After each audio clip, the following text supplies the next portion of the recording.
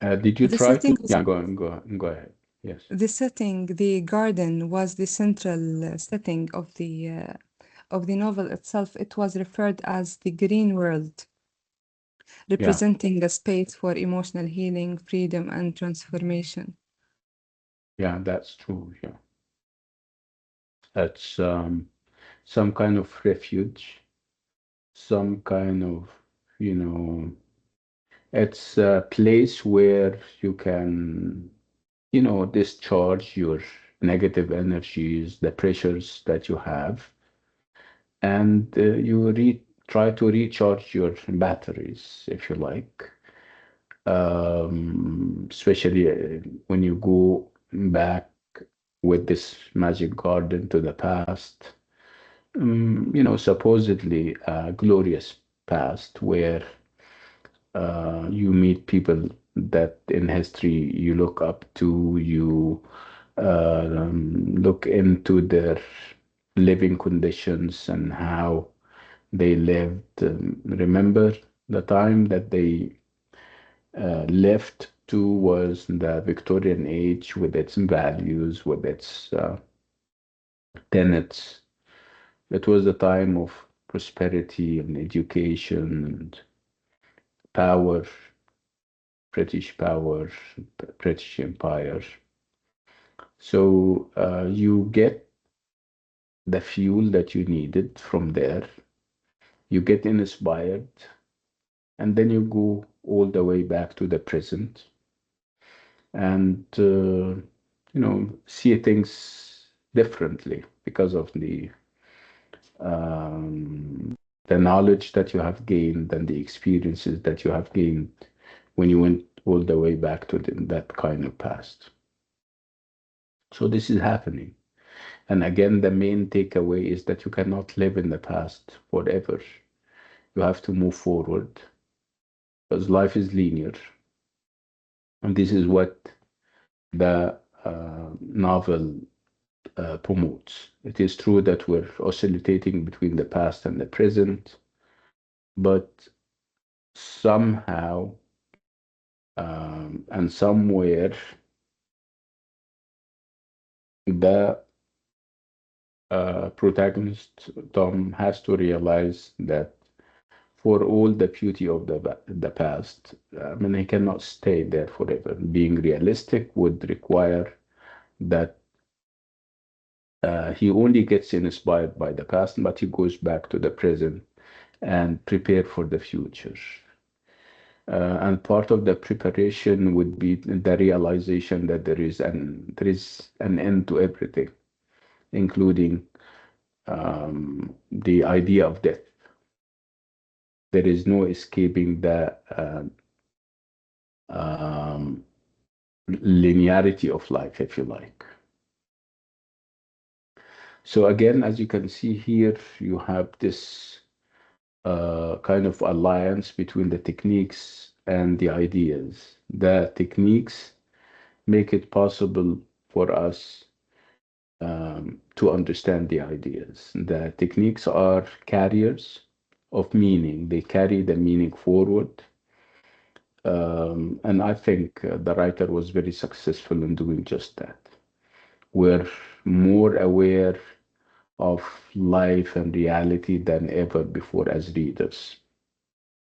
We we are more aware than ever than that there is obviously no control Z in life, like I always say. So these realizations can make life less difficult because you can simply embrace a stoic attitude towards life. Whatever you cannot control, you accept, right? Because and there is no point in, burdening yourself and feeling sad and angry at something that you cannot change or control. So accept it. This is Stoicism 101.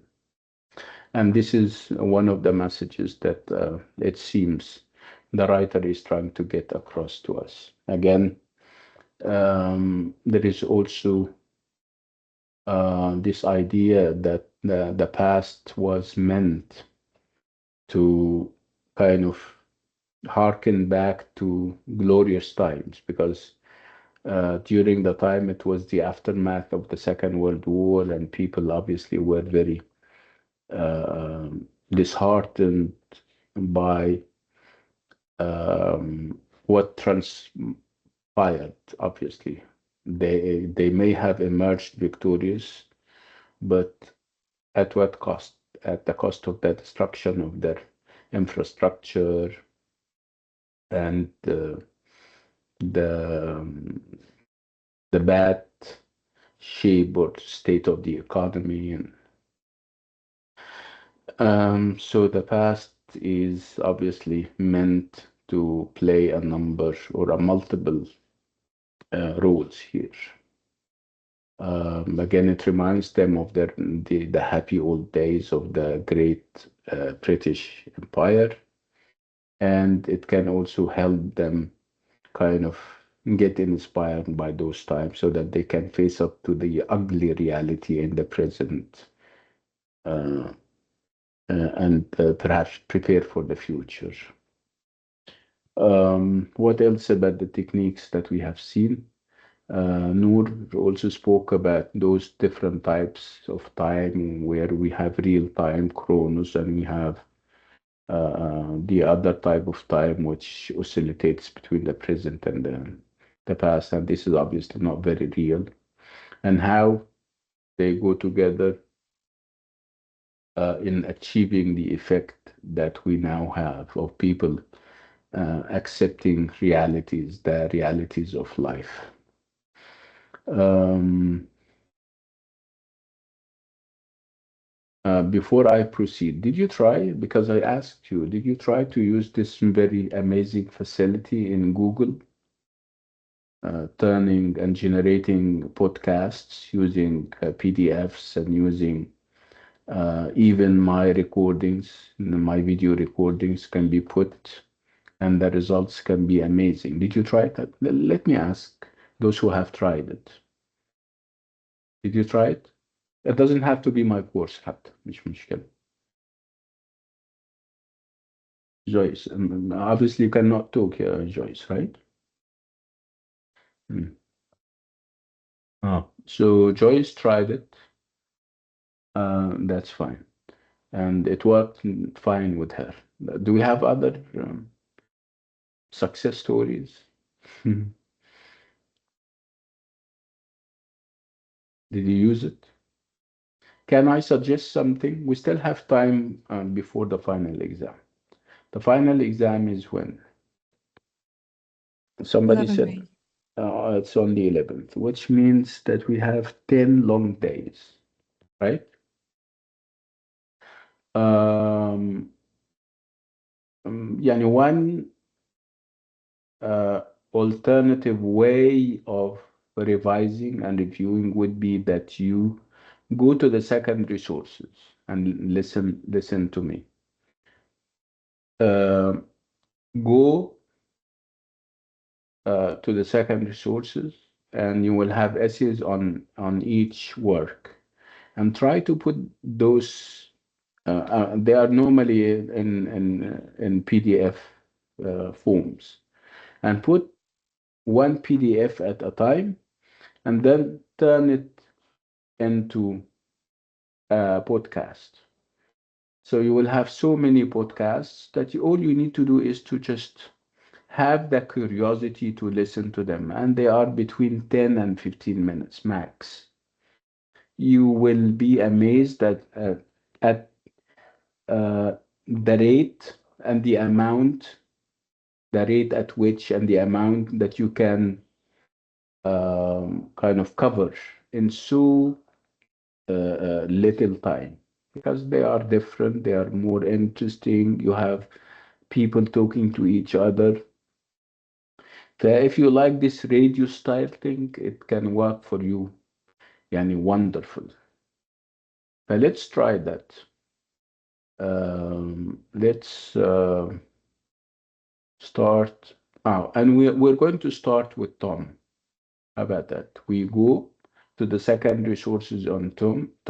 I think we have this big book that kind of collects and puts together all the essays and the articles. Go to the section on Tom, and if you have like two or three articles in PDF, take one at a time and go to this Google facility and generate um, a podcast. When you're done with that, go, for example, to the other side of truth and take the articles and put it there and generate podcast and so on. I'm sure you're going to find it a very nice and indirect way of, learning a lot without having to tire yourself and reread the articles again. How about that? If you like the idea, raise your hand.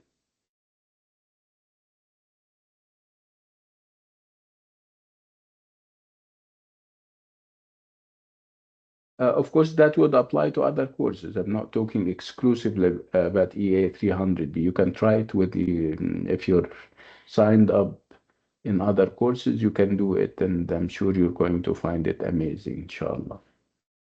And I was told that it also has an Arabic version where all you need to do is to change the setting to Arabic and you can feed it with Arabic articles. If people who are interested in Arabic literature, Arabic culture, for example, it's just amazing. It's a very nice way of reading without having to read. Of course, reading is very important and you can start by reading, but sometimes you're fascinated by a book, but you don't have the time to read it one more time. So a podcast can do the trick. You can listen to it and you can be reminded of the experience of reading. Do it, and I'm sure you're going to like it. Yeah, inshallah. Um, okay, so back to Tom's Midnight Garden. Again, we spoke about the techniques, and part of the techniques would be, I mean, having this time slip narrative thing would bring in the idea of fancy and the idea of the imagination and its power. Again, that would invoke talking, of course, about the magic garden and where it leads and who it leads to and with whom Tom is going to play and for how long and what is it that he's going to be introduced to, memories, whose memories, what effect those memories and sharing those memories uh, has on him, and what happens to him when he comes out of the experience. Is he the same Tom that we have seen at the beginning? Is he different? Right? Yeah, Munira, you're raising your hand. And also she used two settings to show the different time, the apartment flat and the garden, to present these two times, the Coronos and the Kairos. And the Are you language she asking used is or adding, you? Okay. adding, adding for Okay. the Nice. okay. Okay. Go on. And the language she used lots of describing language and used symbolic figures. Hmm. Yes, Yeah, that's interesting. Yes, and there is a great deal. I agree. There is a great deal of symbolism that the novel has, and you have to kind of stop at them and try to decipher and unlock their secrets and meanings. Yeah, that's true. yes. Yes. And I had this line, this one in the clock, the time now not linear. I think this phrase here, right. Also refer for the something written in Bible, refer about Mm. this phrase. Yes, Yeah, yeah. A lot of symbols, and they are scattered all over the place, and you need to collect them and think about them, think deep about them. because they are not there for the sake of it. They are there because they serve a purpose and they play a role. Um, Again, we're talking about the imagination and the power of the imagination. And when you talk about the imagination, you talk about this dispute, this debate between Tom and his uncle and aunt, and how practical and pragmatic they are, and how um, kind of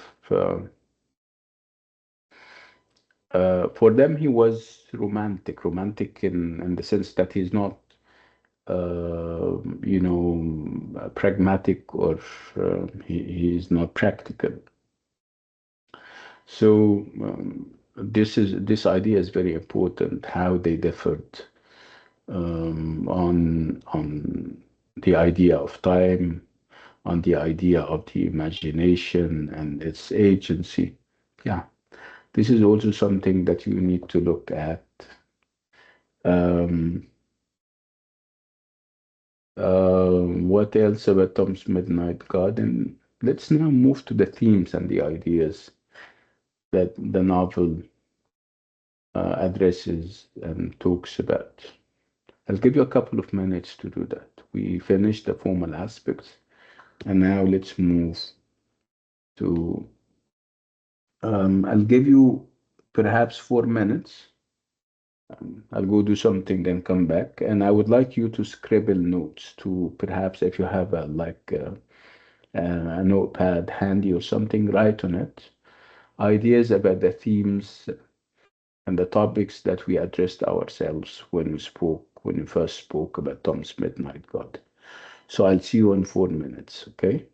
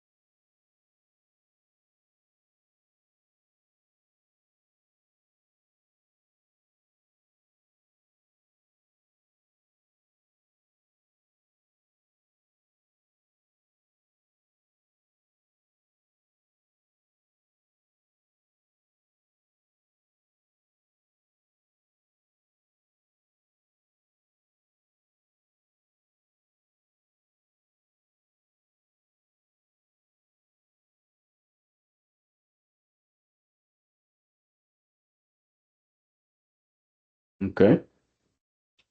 So I think we have done enough soul searching, if you like.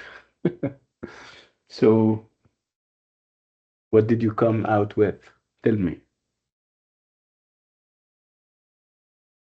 We're talking about the themes and the ideas and the topics that Tom's Midnight Garden navigates.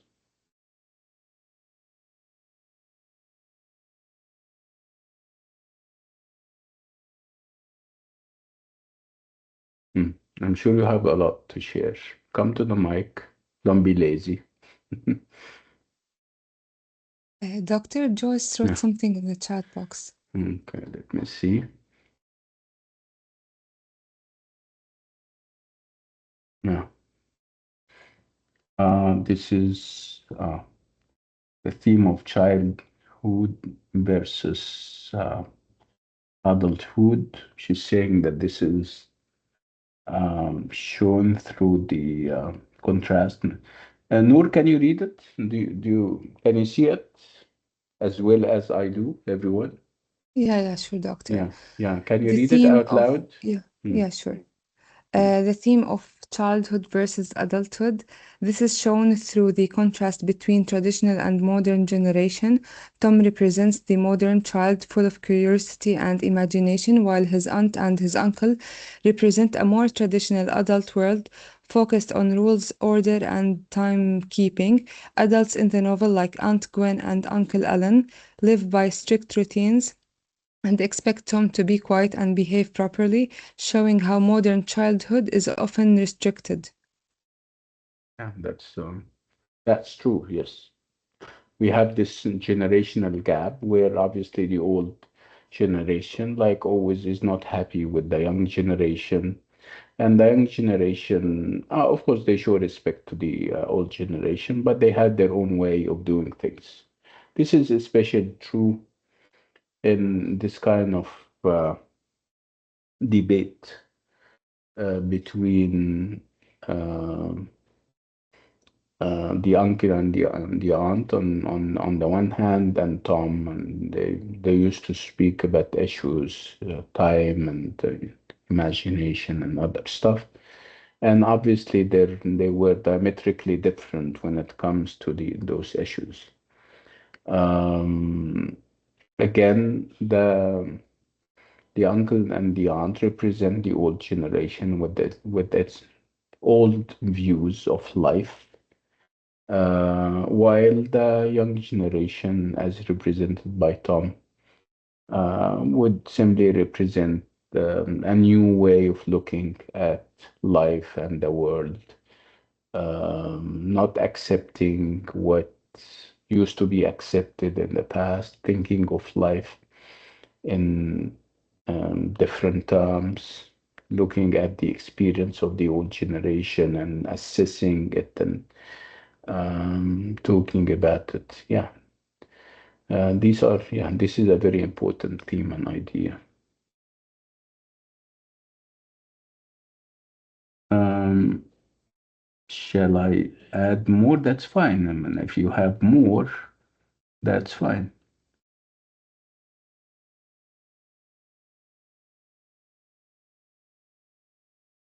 Yeah. Do we have other people?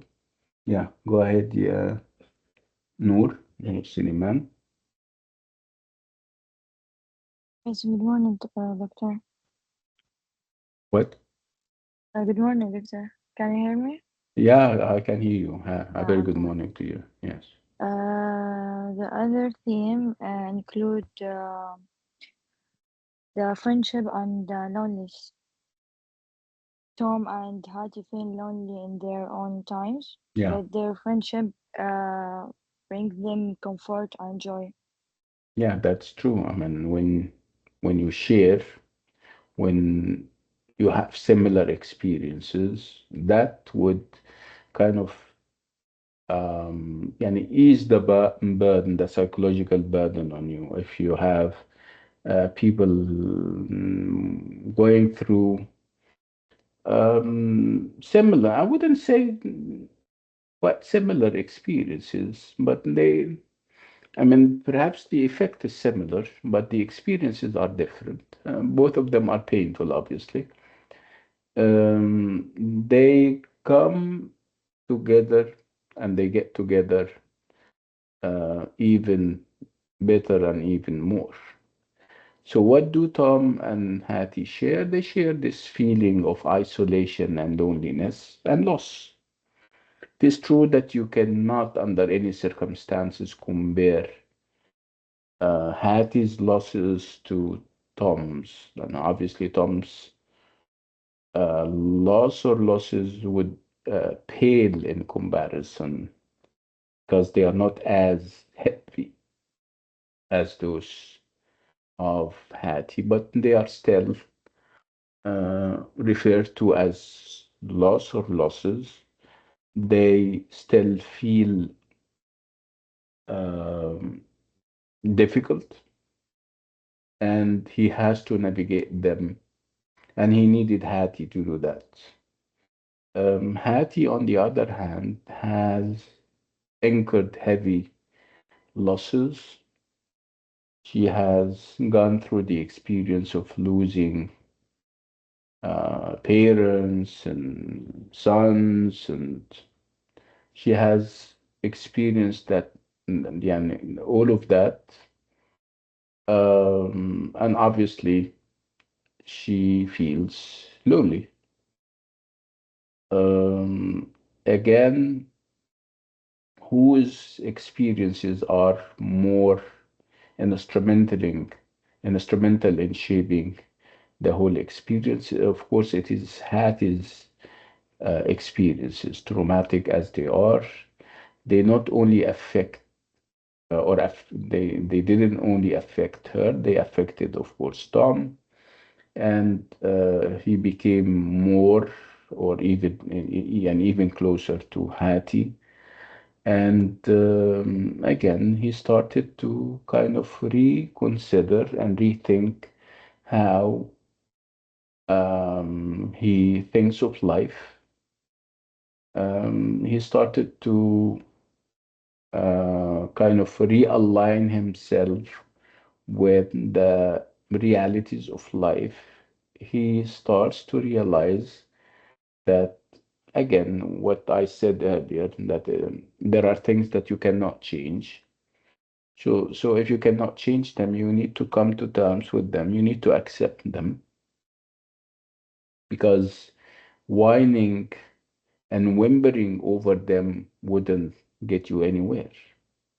I know this is stoic and maybe escapist, but it's sometimes very soothing and healing. It can relieve because you cannot fight against the wall, for example. If you have a problem, I mean, hitting your head against the wall wouldn't actually break the wall, right? So this is one of the practical lessons that this kind of union between Hattie and Tom brought about. This is a very important messaging that we're having from the author. Um, I don't know what that. Yeah, it's the same thing. Did you? Yeah, go ahead. Somebody's. Yeah, go ahead. Yeah, no. Are you saying something? Yeah, I was saying, should I read what Joyce wrote? She wrote something. Yeah, in Okay. the chat box. Okay. What Yeah, she's else did she talking write? about yeah, the theme of childhood and memory. That's another aspect. That's another important idea. Yeah, go ahead. Yeah, as they are deeply connected, especially through the character of Hattie, the magical garden represents a space where the past is remembered and relived, allowing Tom to experience Hattie's childhood as if it were happening in the present. As Tom returns to the garden each night, he watches Hattie grow from a young girl into a teenager, showing how memory can preserve moments from childhood even as time moves forward. The novel suggests that childhood lives on in the memories of adults and is revealed fully when Mrs. Bartholomew is shown to be the older Hattie who has been remembering her past Okay. Yeah. Again, yeah, the link is very strong between memory and childhood. And again, it's not only about the memories, it's about the effect of those memories. Again, in our case, they have done a great deal to um, Tom and the shaping and the forming of his character.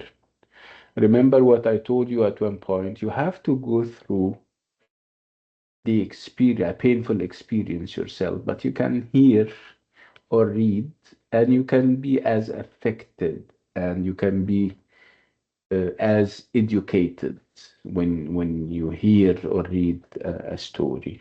And this is exactly what happened to Tom. He didn't actually go through um, what Hattie went through in terms of those traumatic experiences of losing, family and loved ones.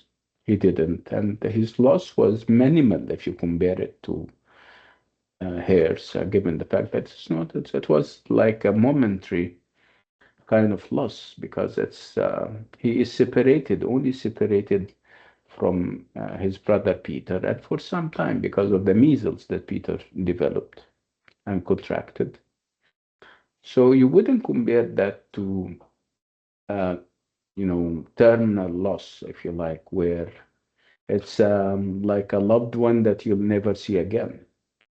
So this was traumatic.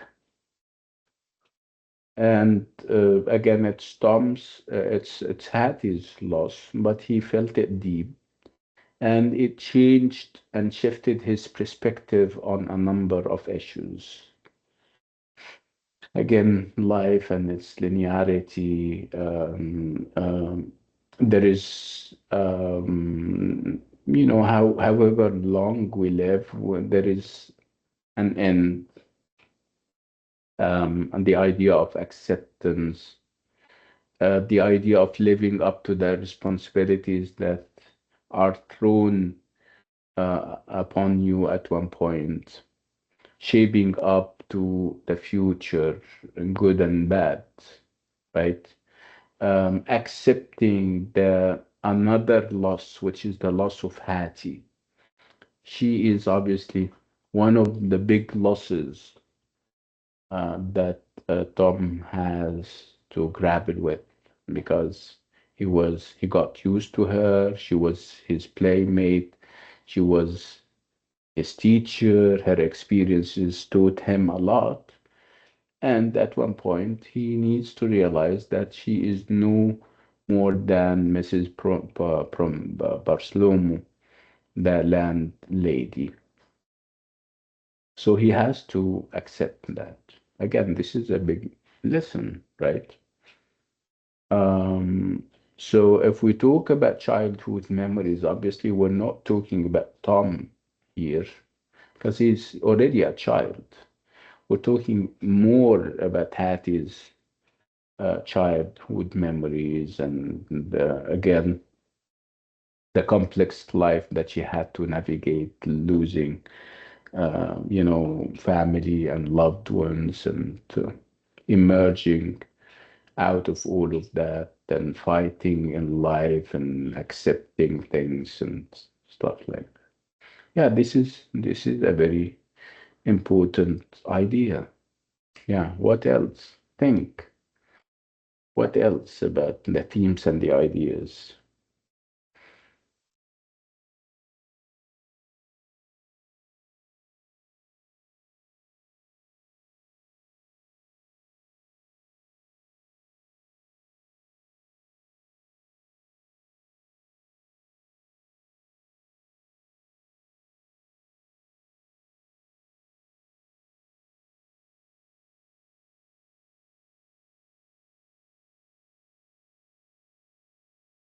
Like I said, I encourage you to, inshallah, to take the PDF articles on Tom's Midnight Garden and kind of generate podcasts out of them that you can listen to in a relaxed way. I think it can help you a great deal.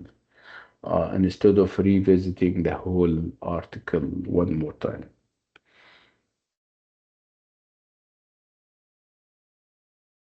Um, Before I forget, I think we shared all of our teachers on the course EA300B shared your marks, quiz 2 marks. You have already seen your MTA marks, and um, now you have the quizzes and also the attendance. Have you seen them? I need a confirmation that you have seen your marks, Yes, quizzes, doctor, we and did. attendance. Good. Yes, Yes. doctor. Okay, ممتاز. Nice. So we didn't leave anyone behind. Let me ask those in other classes, if any. Do we have people from other classes? No one?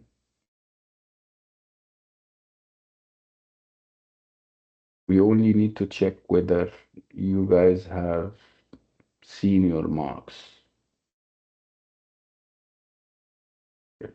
So I'll take it that you are all from the same class. يعني from my class يعني. Okay. Um, Doctor, Joyce yes, also talked about the theme of growth in the chat box. yes. Yeah, we'll talk about it when we finish this procedural aspect. Again, we spoke about the final exam and how it is going to be divided, and my expectations and the expectations of my colleagues on the course. Again, clarity, relevance, and comprehensiveness. Um, you need to write, you need not to leave any questions unattended, but you need to write within the number that will allow you to write. If we say that you have to uh, answer two questions in the short answer part, you keep to two questions. If you kind of write three questions or three answers in the short answer, we are going to skip and discard the third one, even though your third one can be the best. So try to invest, um, more time on the right choices, not scattering and depleting and wasting your energies on so many things, and some of them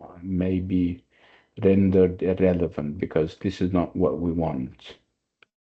Again, when you move to the long essay questions, you need to remember that there is a section that that is obligatory. This section is made up of two questions, and you have to choose one of them.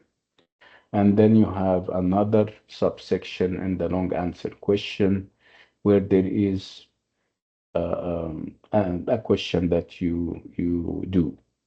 So make sure that you don't skip the obligatory answer question, because if you don't, if you kind of ignore it, so you lose marks. If you do two questions in the second part that is non-optional, that doesn't make them two. We're going to only choose one, and we are going to say that you haven't done the obligatory question, even though you have done two questions in the essay part. Um, let's go back to Tom's Midnight Garden. Um, Doctor, can I yeah, ask you a question yeah, regarding the final? yeah, go ahead.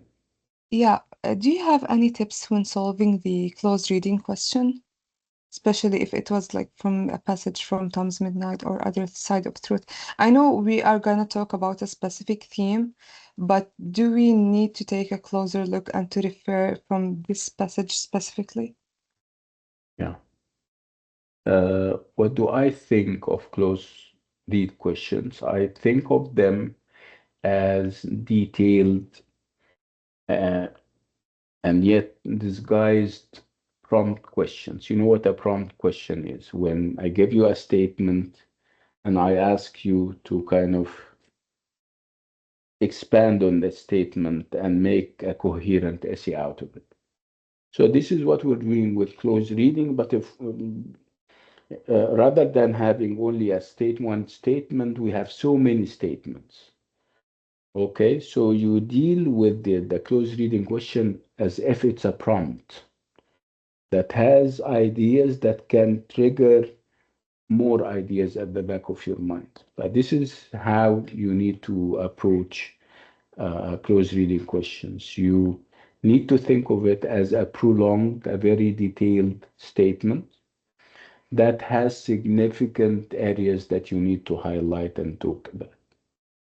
See, that's why when you do the close reading question, you need to underline the significant words and phrases, and you start to connect them together because they are connected. They talk about the same issue. You connect them together and come up with a thesis statement that you can build around and you can develop. This is how you approach a thesis, I'm sorry, a close reading question. You deal with it as a prompt. What is also interesting about close reading questions is that we give you right from the very start the theme, and you can make the close reading passage work for your advantage. You can use even the examples given in this long passage. If it's a passage, you can make use of it and you can kind of back up your answer. They can help you a great deal. But I think close reading questions are in EA300B are um, very helpful and they are easy to navigate because we give you the theme. All you need to do is to again to perhaps have a deeper and a more profound look at the ideas presented, and then the real uh, um, I wouldn't say challenge. The real thing would be how to formulate all of that into a decent, coherent essay, an essay that is comprehensive, an essay that is clear, an essay that is relevant. This is how I would approach a close reading question, Yanush. Yeah, more questions. Go ahead.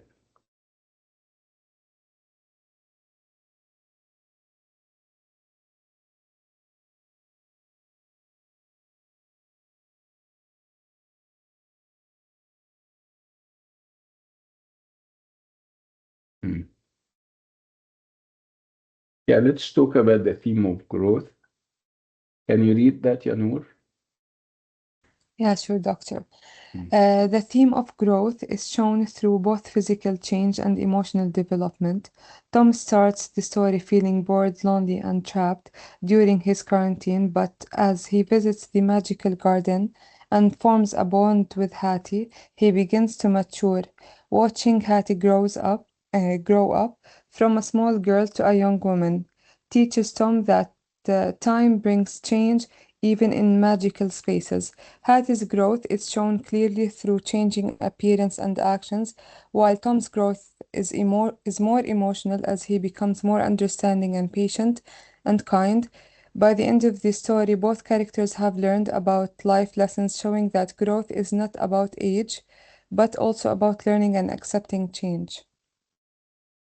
Yeah, that's that's deep. Yeah. Thank you, Joyce, for that.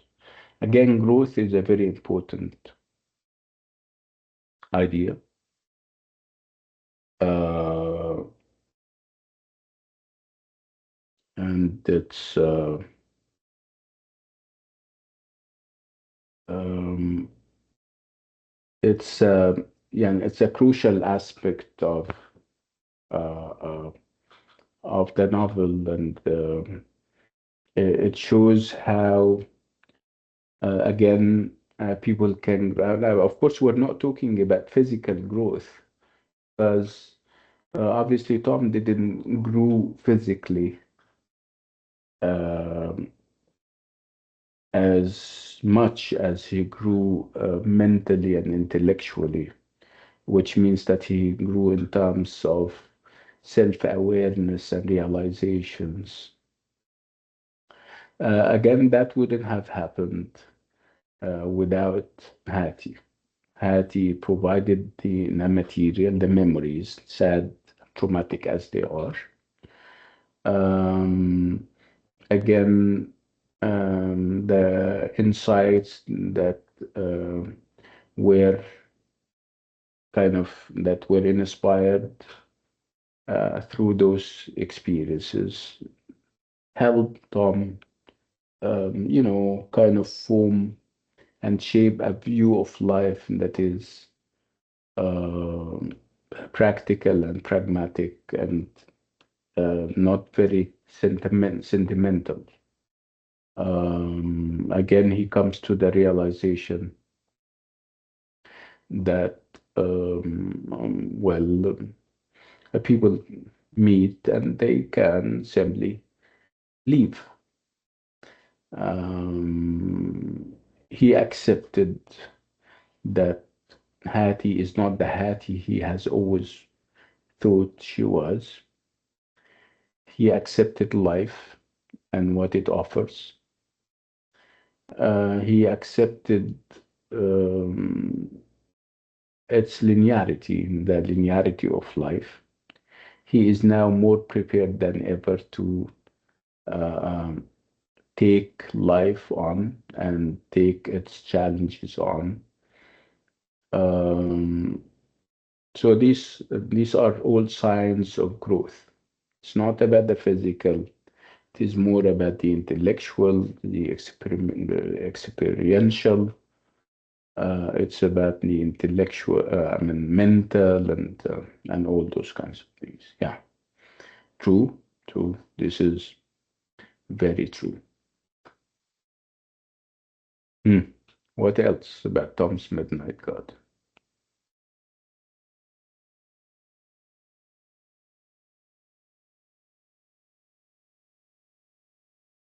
How do you see the end of the novel? Was it to your liking? Did you expect it? Do you like it this way, or perhaps you thought of a different ending? Let's talk about the ending, because there was a great deal of talk and debate on the ending.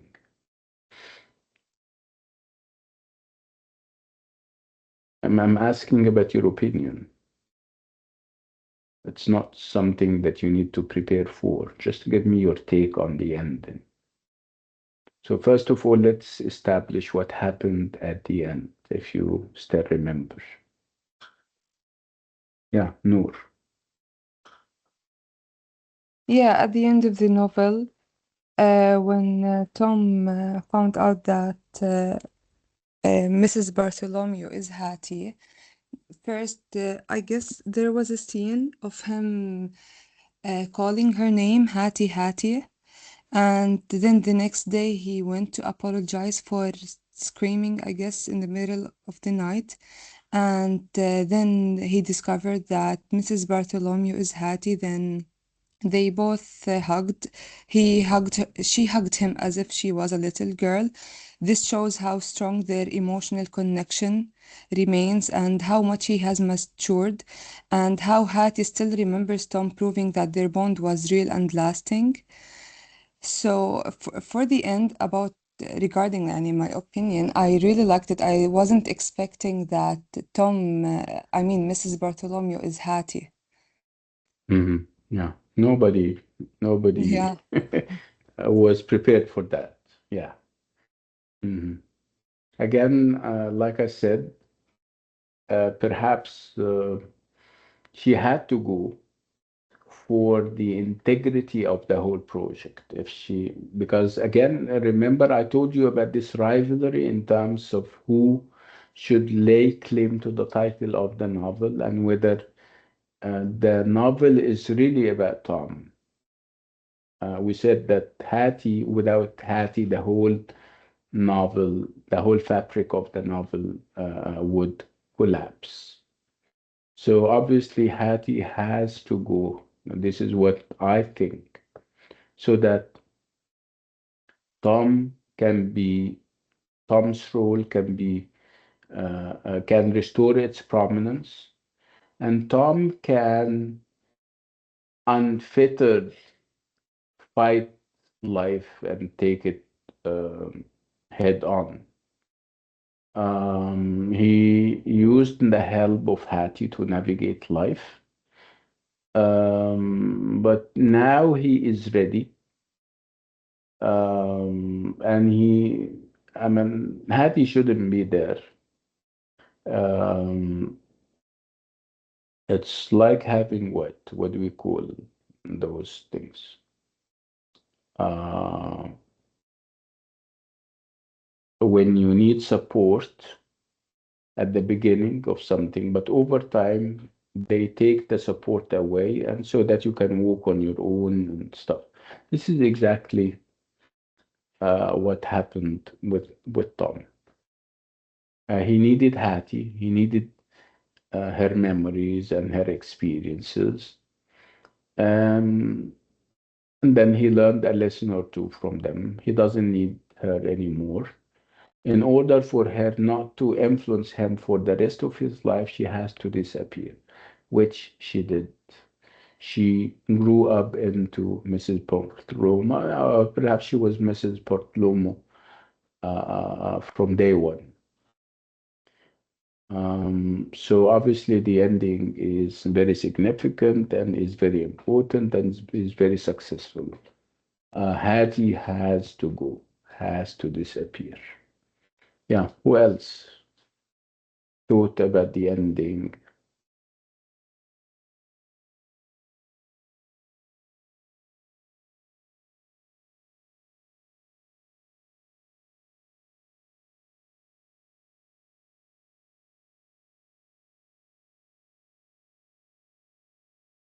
Hmm.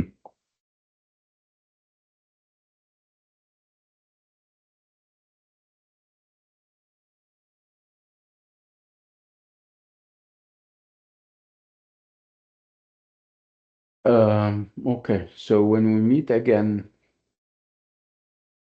um, if we can still have another master class.